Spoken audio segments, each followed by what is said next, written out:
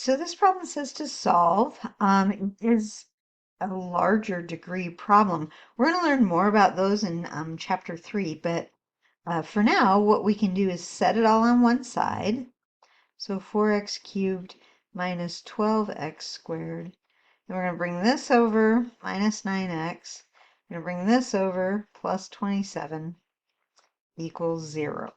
Now, we're able to solve this by grouping.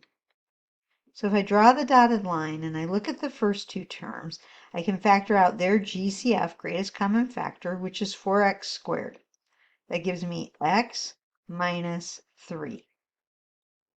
For the other two, I can factor out a minus 9. It does need to be negative. And you know that because of right there. And you get x minus 3. So, okay, so that's good.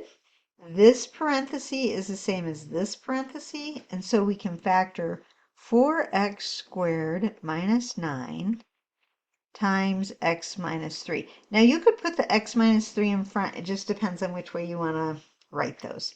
Now, the first binomial, though, that's the difference of squares. 2x plus 3 times 2x minus 3, and x minus 3 equals 0.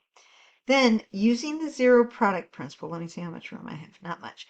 Okay, I can take each of these factors and set them to 0.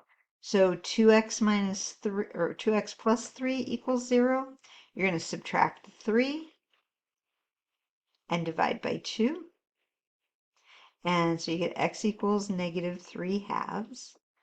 The second one, 2x minus 3. Oh my gosh, that's a minus sign.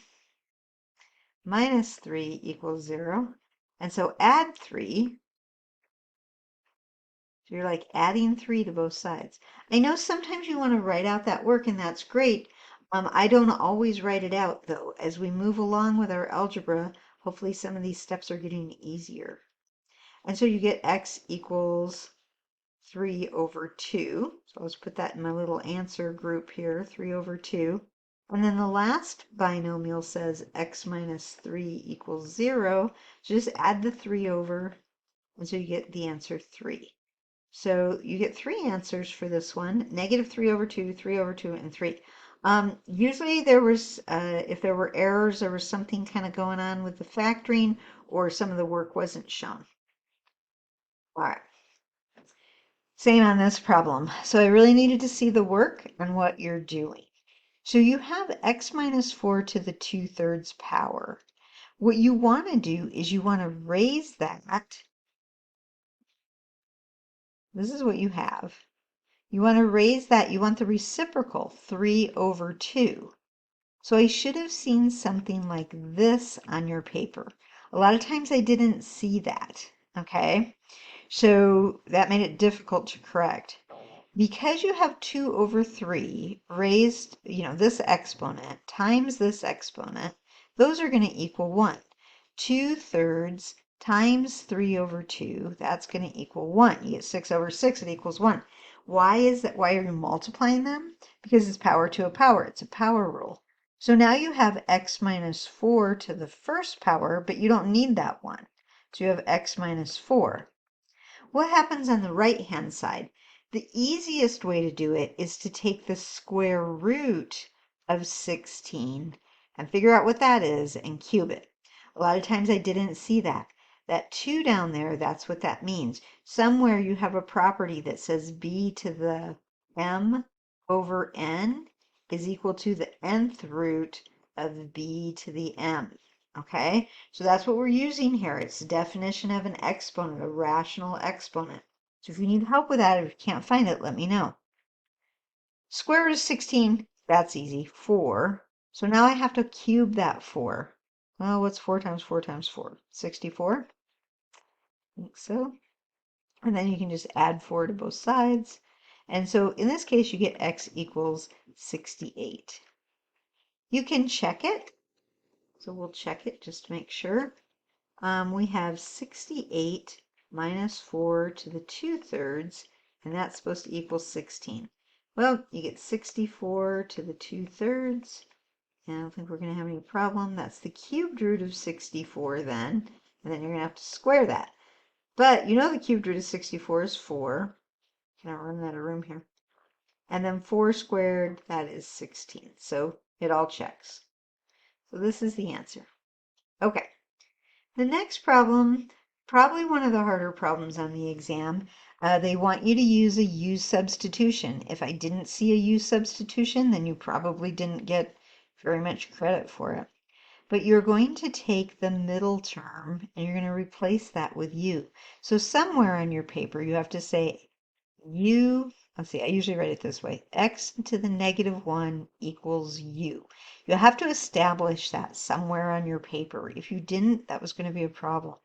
So then we're able to write this quadratic formed equation as U squared minus U minus 20 equals 0. When we're doing U substitution, they almost always write these so that you can factor them, but they don't have to. They just do that out of the goodness of their hearts. Textbook people. Okay, so we need two numbers that multiply to be -20 and add to be -1, and it's going to be a -5 and a +4. And then you can get your solutions there. So you're going to get U equals 5 or -4. Sometimes I would see this work, and that was great and beautiful. But you're not done because you have to solve for x. A lot of times I didn't see the work for solving for x, which is a little problem. So you need to see that. So we're going to come back over here, and we're going to say x to the -1 equals 5.